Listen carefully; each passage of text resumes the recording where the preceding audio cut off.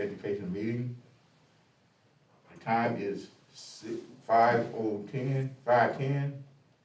Member President, Mr. Harris, Vice Chair, Superintendent Dixon, Ms. Shirley Stokes, and myself, Isaiah Rouse. And we stand for the pledge of allegiance.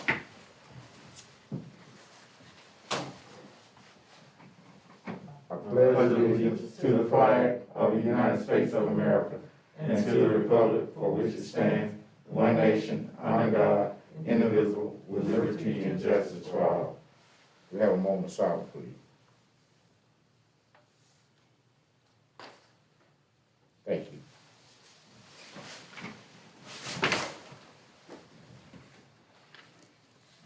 Next statement by Ms. Teresa Blackshear. Thank you. In accordance with regulations set forth by the Georgia Ethics Commission, it is the duty of every board member to avoid both conflict of interest or interest of such conflict. Does any board member have any non-conflict of interest scheduled before us or appearing on our proposed agenda? We will proceed with our agenda. Thank you, Ms. Blackshear. On the agenda, we see that it doesn't have superintendent comments, but Mr. Dick, do you have any comments? Mr. Chair, I don't have any comments other than we've had a full day today. Our board has been through GSBA winter board training, and we've been involved in it throughout the day. And we will finish up on tomorrow. And other than that, we'll move forward. Thank you, sir. Business agenda. First thing on the business agenda, hotspot contract extension and purchase. Mr. Bass.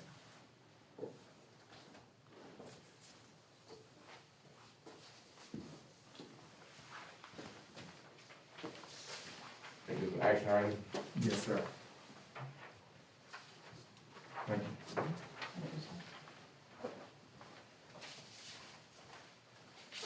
Board Chair, First Vice Chair, Board Members, Superintendent Dixon, good evening. Good evening. If you recall, on the last board meeting, we went over some of the things that we had for the hotspot, some of the usage, and trying to look at what we wanted to do as far as extending the hotspots for the upcoming semester. What I just gave you is basically everything we talked about in a nutshell, but it's the implications of whatever decision you guys make for the district. If we decide to keep the hotspots as is, the 150 that we have, that will cost the district $3,000 per month going forward on a month-to-month basis. And what that means is we can cancel that at any time if we see that we no longer need them or however that goes, we can do that. The next thing is a subset of each of those existing hotspots. So for instance, if we decide to just renew half of those hotspots, and that'll be 75 hotspots, and that'll cost the district $1,500 per month, just to try to give you an idea of what's going on. The last thing is, one of the things that we talked about in the last meeting was the wait list that we have. We have about 75 people on the wait list. So if we purchase 75 additional hotspots to what we already have, that will cost the district also $1,500. So with the additional plus what we already have, the 150 plus the 75, that will cost the district $4,500 with $1,500 of that as a one-time fee for the hotspots, the new additional hotspots themselves. So what I wanted to do is try to give you an idea of what it's going to mean for us when your decision-making process. Do you have any questions? With the new ones, is there a contract period, or are we grandfathered in with our? We're grandfathered in. There's no longer a contract with that, so it'll just roll into the month-to-month that we already have.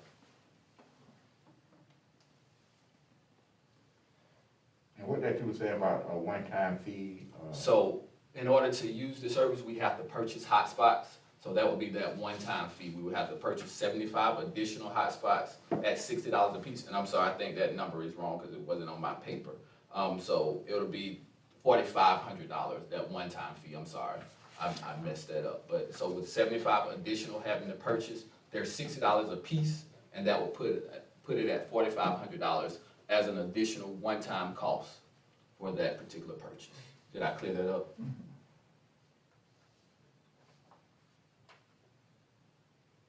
That would be along with the 1 month. That would be along with that 1 month. So for that 1 month, it'd be 45 plus the 45. So it'd be $9,000 for, say we make this purchase at the end of January. It'd be one $9,000, and then after that, going forward, it'd be 45.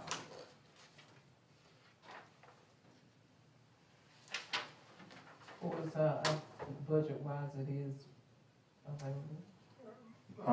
Madam Vice Chair, of course, we have the CARES Act, that we can use some of those funds if the boards desire to do that, to do this with.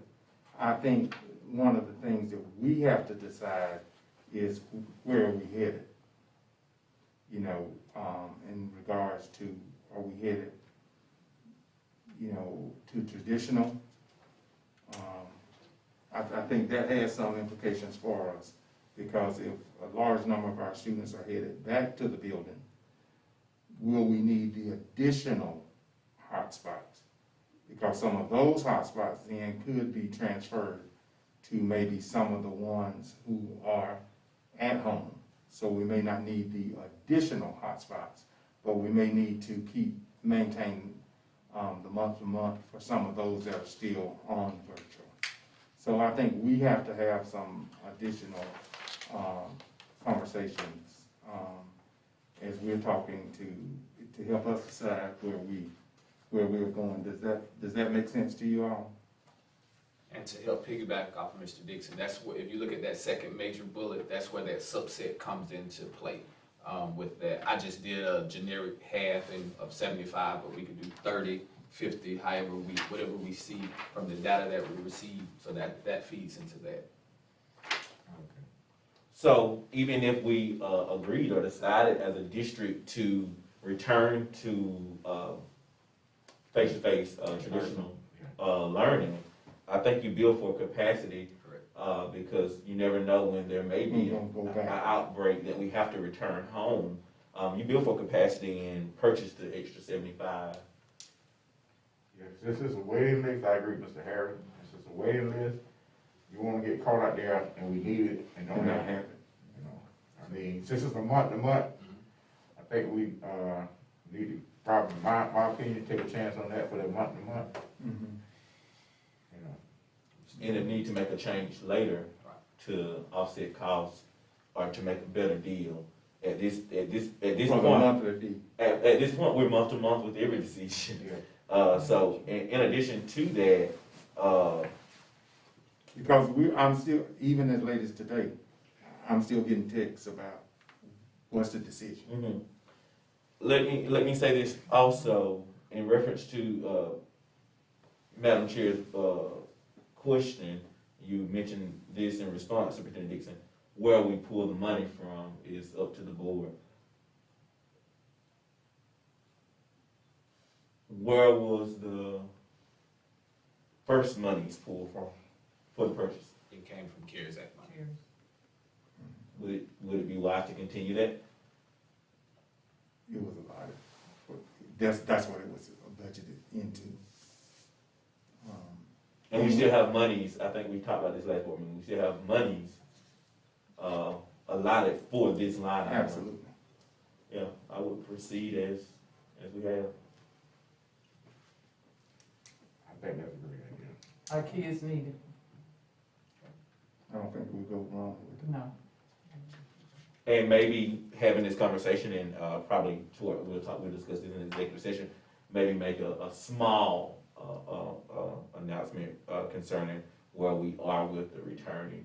And we know that we have said we'll make that formal announcement on December 22nd. However, this would help that question, because some people, as long as they're home, situation may change when we enter the building, and this number may go up or this number may go down, but at least we have. In reference to this, because there are 75 people on this, so I want to make this statement. Because there are 75 people waiting, and we're purchasing 75, at some point, really soon, we need to build to always have an inventory. And give everything you got out. So I think, we need to further engage in that conversation to have something in inventory from the IT department. So you never know when you get a new enrollment or 10. Yes, sir. I know the last meeting you was talking about, some kind of device for the buses or maybe whatever. Yeah, so we have Wi-Fi rangers, they're called Wi-Fi rangers, and they're designed to sit atop the bus and gain power from the cigarette lighter of the bus, and that could be a congregating spot if we decided to have it. It's designed to hold about 25 people at one time, so that could be a place where we could put it in the community. So we have some of those on hand? We have four or five, I'm sure, but I believe it's 5.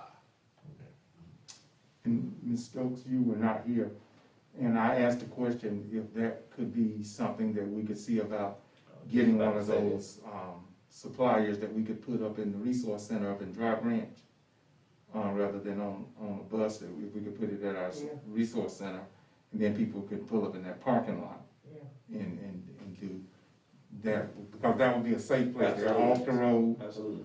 And depending on how far the house is, It might pick up it might pick up. Yeah. So, Ms. Bass, have we done a test run in those districts just yet? I've gone around searching, finding out what's the coverage in those different areas and what's the optimal places for those. Okay, So but do we know, we don't know yet if those devices will. We don't know. I see, gotcha. Will those pick up in Dry Branch? We don't Well, know. they're Verizon, so you'll still have sort of the same coverage map. It'll have a stronger radio in it, so it might push a little bit further, but you'll still have the same coverage map. So any dead areas that we know about, they'll still exist. The thing I like about if we could, up at Dry Branch is, we have that building there, we have power there. Mm-hmm. We have heating and cooling in that resource center. Mhm. So if we had it there are sometimes possibly that we could even have someone assigned Absolutely. in that place to even open it up.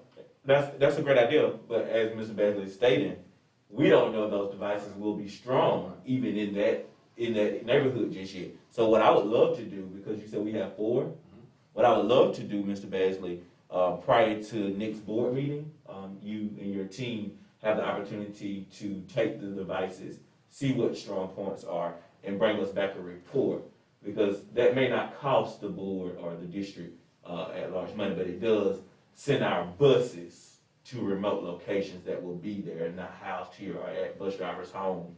And those buses will be in neighborhoods, and we need to be accountable for those. I can do that.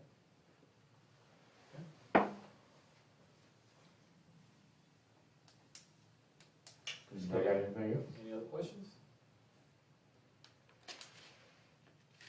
So, Mr. Chair, I will seek approval that we move forward with the additional 75 purchases of the hotspots for the extension and purchase. Okay, got a recommendation on the floor from Superintendent Dixon to move forward with the purchase of the 75 additional hotspots. I move that motion. I second. The motion has been properly made by Ms. Blackshear and seconded by Mr. Harris to accept the recommendation from Mr. Bass and Superintendent Dixon concerning the 75 extra additional hotspots for the school system. Is there any question, any discussion? All in favor, know y'all raise your hand. That motion carried unanimous. Thank you. Thank you. Thank you, sir.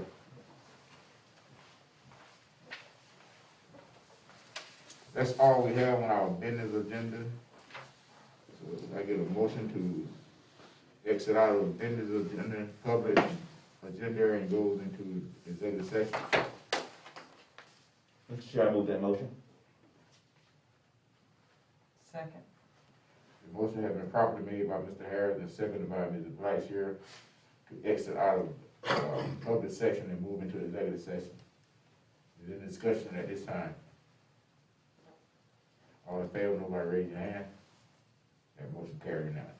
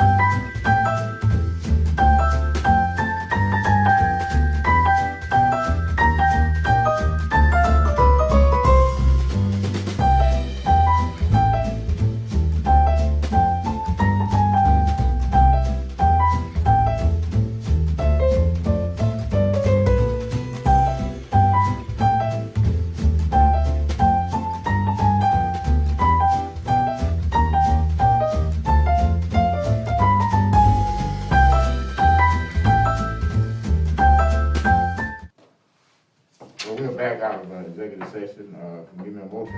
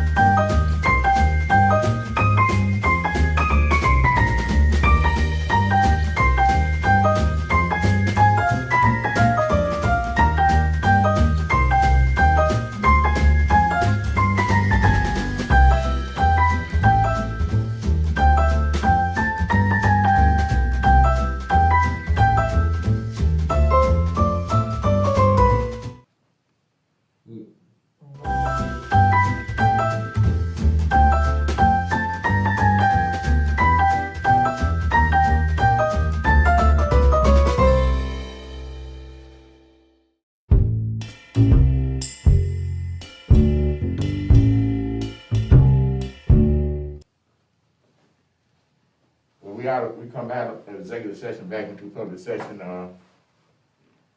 May I get a motion to enter into public session and exit the regular, executive session, please? I move that motion. I second. A motion been properly made by Ms. Blackshear, second by Mr. Harris to exit executive session and enter into public session. Any discussion at this time? All in favor, raise your hand. That motion passed unanimously. In executive session, we discussed superintendent search, personnel matters. We still going through with the superintendent search. We are making progress. Personnel matter, we have discussed, and we will come to a conclusion later. That being all, I have a motion to adjourn. I'll make that motion. Second. The motion been made by Ms. Stokes and second by Ms. Blackshear to adjourn this meeting. Any discussion? All in favor, raise your hand. That motion carried unanimously. Meeting adjourned.